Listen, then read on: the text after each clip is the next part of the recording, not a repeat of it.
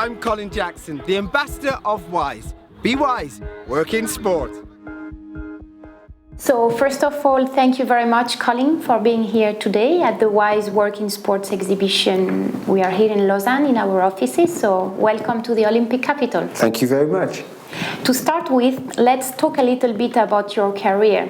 How did it all start for you? Well, I started really from the age of 4. I was inspired really by my sister, first of all, who was a little bit sporty, and I enjoyed participating in sport with her.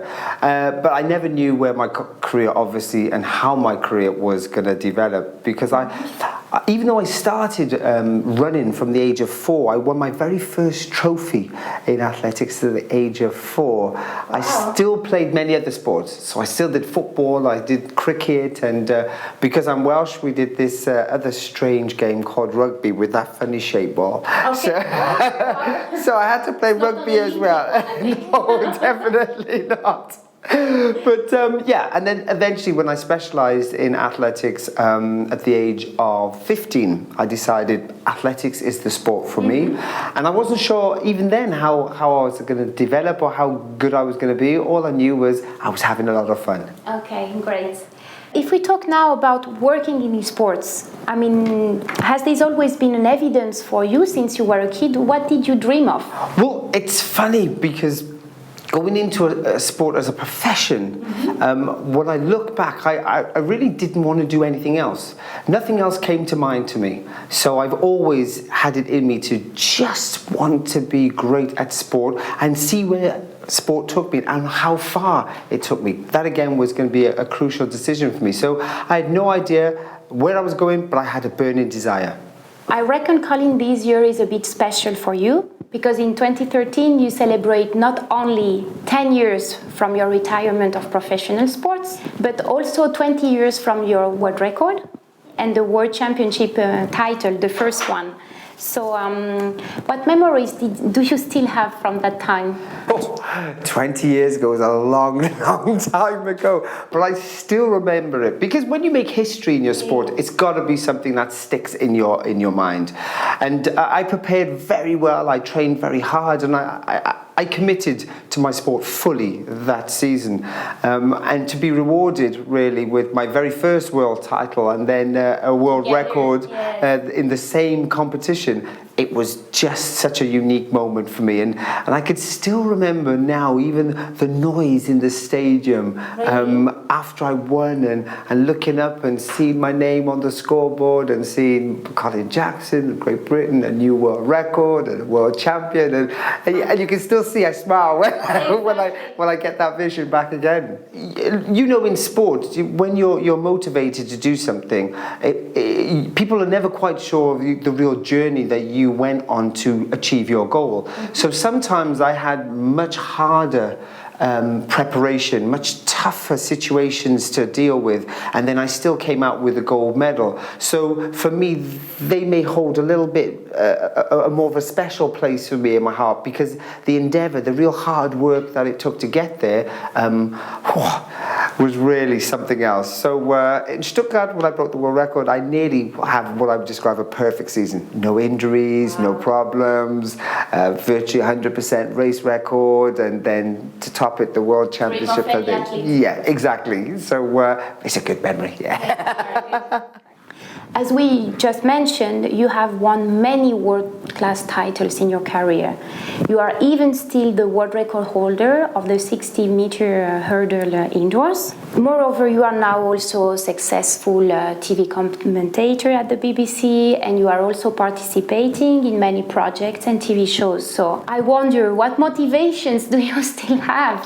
What gets me out of bed in the morning still? Yes. I think when you're in the high end of sport and you've worked in sport over the highest level, I think you have a natural ability to drive yourself, and you focus on whatever is literally put in front of you. You get excited, you get enthusiastic, and you always give 100% to whatever the projects you're working on. So when I work with the BBC, I always think about what can I do that will really make this performance special, make this broadcast unique. What am I going to give to my audience? When I'm working in different industries, whether I'm giving motivational speaking or talking or working with children, I've always think to myself, I've got to leave them with a lasting positive memory.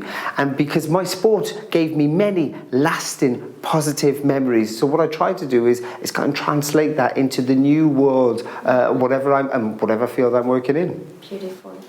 What values that are used in sports have you been able to transfer from your professional career outside of sports? You know, when you very first retire from the world of sport, you don't know what skills you have. Mm-hmm. Because all you know, you were good at whatever you did. All I knew, I was good at hurdling. That's all I knew. And I never knew what was there in the outside world for me to contend with. And certainly the skills that I'd learned as a professional athlete, I never ever thought that I could adapt them to work elsewhere. Mm-hmm. But how wrong was I? That is the first thing. And you've got to have a good coach, you know, and not a sporting coach, but a business coach who really brings it out of you and tells you, well, what you've achieved there, you can absolutely translate into virtually any industry that you choose. Mm-hmm. So, for example, to be committed to something, to work, to be 100%, have that effort, to have a desire to achieve the big goals. These are kind of things that I had to develop in my sport to be a champion, and so I can easily adapt that into the world of business for me. So I think I'm very lucky in how I've been able to do that transition. But as I said, I was coached very well. I had very good, really good leaders, which helped me on that journey. And I reckon on the other side, then there were a lot of things that were new to you and you did have to learn. So can you give us a few examples? New things, wow, where do we start with that? You know, it was so difficult coming really from the practical side of work, of sport, to go into many industries and work with. And you know, the funniest thing and the most difficult thing for me to deal with was paperwork. Because I wasn't used to so much paperwork since school. And even in school, there was such a variety of things to do, and you could literally do them at your own pace. You know, whilst in business you have a deadline and people expect you to deliver certain things in a certain way, have a certain language that is right and specific for business. So that I found very, very difficult to do. And also time management was hard. How to manage my travel time to a meeting time to trying to fit in some food, just basic things that I never thought about as an athlete, which now when you would, it was much easier as an athlete because many things were set in standard and set in stone, and 9 o'clock I did this, and 12 o'clock I did this, and 2 o'clock I did this, and I didn't really have to contend with anything else. In the world of business, it slightly changes, but you can still use what you've learned along the way to help you through that. Sure. When you stopped competing, you first worked as a coach and then also as a TV commentator. Can you give us a few examples, or why did you change? What was best for you? Well, whilst I was still competing, I was coaching as well. So I was looking after athletes as well as managing my own career as well, which was interesting. But I knew I was going to have to make a transition somewhere along the line. So I was really already preparing for retiring of athletics whilst I was still competing, if you can imagine that. And I enjoyed it. I enjoyed seeing young people achieving, working hard, and then delivering great performances. It was wonderful to see. And then when I started working with the BBC, they really, really trained me well. They put me through so many courses, and I was enjoying those type of courses.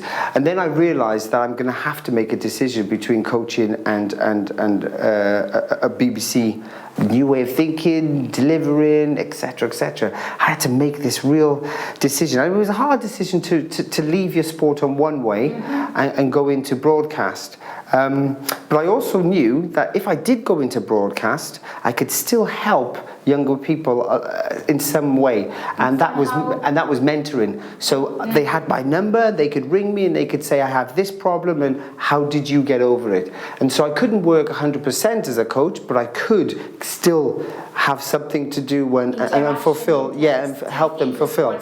Absolutely, help them fulfill their career while still giving myself a new career as well. And giving myself a new career in broadcast really has made me learn a lot about myself. It had to make me certainly not be so shy. It had to teach me how to. You shy? I was very shy. Really? Yeah, I know it's hard to believe, but I was very, very, very shy.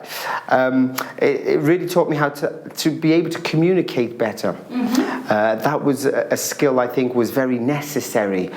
So when you have facts and you want to give it to your audience, you have to know to communicate that in a very limited time. I was really pleased that they allowed me to develop my career in that way. So even though I left one, I still had access to it. So it was nice. What would you have done if you had not been involved in sports? Oh, that's a harsh question. If I wasn't involved in sport at all, I most probably would have been an electrician. When I was very young, I used to play with electrics all the time, playing with light sockets, making new switches, pushing over your front door in my bedroom and lights would come up. So I kind of had that little geeky, gadgety kind of feel for me. So I would have most probably gone down that road. Fantastic. So let's move on a little bit to sports and career transition more in general. You have made several shows for the BBC. In one of them, which was called The Making of Me in 2008, you have tried to find out what factors turn an athlete into a world champion. So can you tell us the secret now? What did you find out? Tell us the secret about The Making of Me. It was the most fascinating journey I ever went on. Talking to scientists, have really science work on my body. I was a living guinea pig for them to find out lots of different tests, from stress tests to discipline tests to focus tests. It was really an intense program, which I thoroughly enjoyed, because as an athlete I never had that opportunity to be able to test myself and under these really scientific parameters. And I went into that program saying, I think I worked very hard. I trained very hard, and I think that's what got me to the top of my game. So when they asked me to give a percentage of whether it was nature or nurture, I said it was a lot to do with more of the nurture. I worked very hard. So for me, 75%, 25% nature. Okay. By the end of the series, I decided it was completely 50-50. But of course, because lots of tests were done under scientific situations, then they cleared up a lot. So I realized that I was born with incredible genetic makeup, which helped me along the way, but I worked very hard, so that balanced that out. Lots of things to concentrate and allow me to focus, I took for granted, but when I was put under stress tests, I delivered super high performances under there, which they only say you can get really by a combination of your nurturing and your nature, and lots of my story was developed that way. And then I had to go, okay, it's definitely 50-50. Okay. Then we realized that there are really so many people interested in working in sports. What do you think makes sports so special? Sport just opens up the whole world to you, from friends, experiencing new cultures. The byproduct, I guess, is that you get a healthy and fit body, which is a huge bonus, let's be honest. But it also maps out your life. It gives you discipline, it can give you focus, it gives you something to strive for, it gets you out of the bed. You can set goals and you can genuinely achieve them. So for me, sport is the perfect life lesson. It's a skills that you learn in sport you can apply literally anywhere. And for me, I'll be forever grateful to sport. Okay. So having said that, do you think it is wise to work in sports? Wise beyond belief. Great. So why do you think such a project is of interest to you? Sport has given me a lot. And I think this is a real opportunity for people to see what sport can deliver. It's not just about the sports field itself. There's a much wider dimension to sport, which sometimes people absolutely forget. And what WISE brings to everybody is that realization of it. It just opens up your horizons so you can see what happens on the sports field, where you can take it, where you can go with it, and how it can truly work in everyday life. So as you know, WISE will be the first ever international convention for career development in sports. All professional athletes, athletes in career transition, and also sports professionals from the business world will be attending. So why do you think it is worth? Where I don't know where to begin when you say why intended. You would be a fool not to attend. This is a real opportunity to see what sport is really all about. Remember, lots of times you're very focused. Words we use is you have a kind of pillar box focus on just the single element of what you're doing. But what WISE will do is just open up your eyes, open up your vision clearly, so you can see and you can develop yourself in the world of sport, in the industry of sport. It's an amazing field to be in. I think the best. Okay. Now, Colin, I would like you to please turn to our fans who are watching and who are wanting to enter the sports world. Can you give them, please, a few tips and recommendations on how to be successful based on your own experience? The most important thing for me is that you have a lot of fun in whatever sport that you try to do to the very best. Because if you have fun, it will allow you to work hard, and if you work hard with talent, you will get to the top. The equation is quite simple. So choose your sport well and have fun with it and see how it develops. And last but not least, Colin, after all this conversation, do you think you can be considered as a wise person? I would definitely say I'm a wise person indeed. Not the wisest, but certainly on my way. Thank you very much, Colin. It has been a real pleasure talking to you today. And tell us, what are you up to now? Well, now I'm extremely busy. I've been working on a new project, which is developed from me, again, using the world of sports. It's an event called Go Dad Run, and we're trying to get as many men to participate in a fun run about health issues so they can think about being healthy themselves. So I'm still working in sport, but in a different way. Thank you, Colin. Thank you very much. Real pleasure. Be wise, work in sport.